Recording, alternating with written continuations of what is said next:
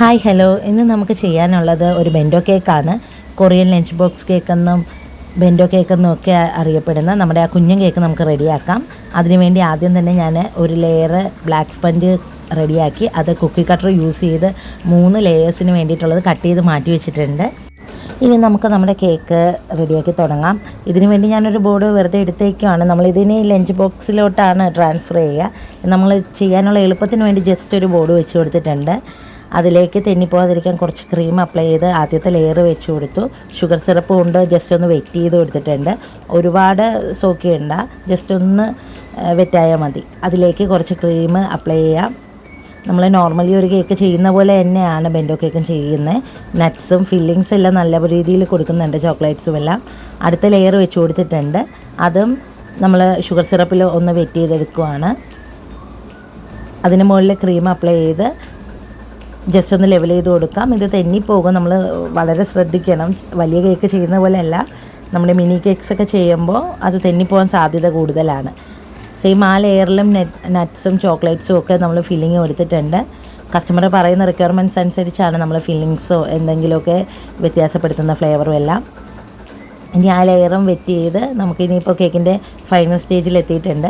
നിങ്ങൾക്ക് ശ്രദ്ധിച്ച് നോക്കി അറിയാൻ പറ്റും, കേക്ക് ഇടയ്ക്കൊന്ന് തെന്നിപ്പോകുന്നുണ്ടായിരുന്നു. അതുകൊണ്ട് ഞാനൊരു വുഡൻ സ്ക്വയർ നടുക്ക് കുത്തി കൊടുത്തിട്ടാണ് ബാക്കി കേക്ക് ഫിനിഷ് ചെയ്തെടുത്തിരിക്കുന്നത്. അപ്പോൾ നമുക്ക് ഈസി ആയിട്ട് ഫിനിഷ് ചെയ്യാൻ പറ്റും. നിങ്ങളും ബെൻഡോ കേക്ക് ചെയ്യുമ്പോൾ അങ്ങനെ തന്നെ ചെയ്യാൻ ശ്രദ്ധിക്കുക. അപ്പോൾ എന്നെക്കൊണ്ട് പറ്റുന്ന പോലെയൊക്കെ ഞാൻ ജസ്റ്റ് ഒന്ന് ഫിനിഷ് ചെയ്തെടുത്തിട്ടുണ്ട്. അച്ഛൻ്റെ ബർത്ത്ഡേക്ക് ഒരു സർപ്രൈസ് ആയിട്ട് കൊടുക്കാൻ വേണ്ടി നമ്മുടെ സ്ഥിരം കസ്റ്റമറായിട്ടുള്ള ശ്വേതമോളാണ് ഈ കേക്കിന് വേണ്ടി ഓർഡർ തന്നിട്ടുള്ളത്. കേക്കിൻ്റെ ഡെക്കറേഷൻ നമുക്കിനി സ്റ്റാർട്ട് ചെയ്യാം. കുറച്ച് യെല്ലോ ക്രീം ടോപ്പ് പോർഷനിൽ അപ്ലൈ ചെയ്ത് ഒരു പാലറ്റ് നൈഫും കൊണ്ട് ചെറിയൊരു പാലറ്റ് ഡിസൈനാണ് കൊടുക്കുന്നത്.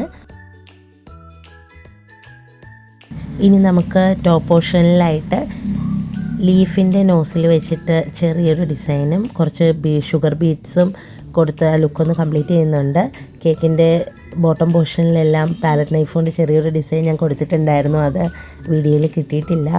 റൈറ്റിങ്സും നമ്മൾ കേക്കിൻ്റെ മുകളിൽ കൊടുത്തിട്ടുണ്ട്.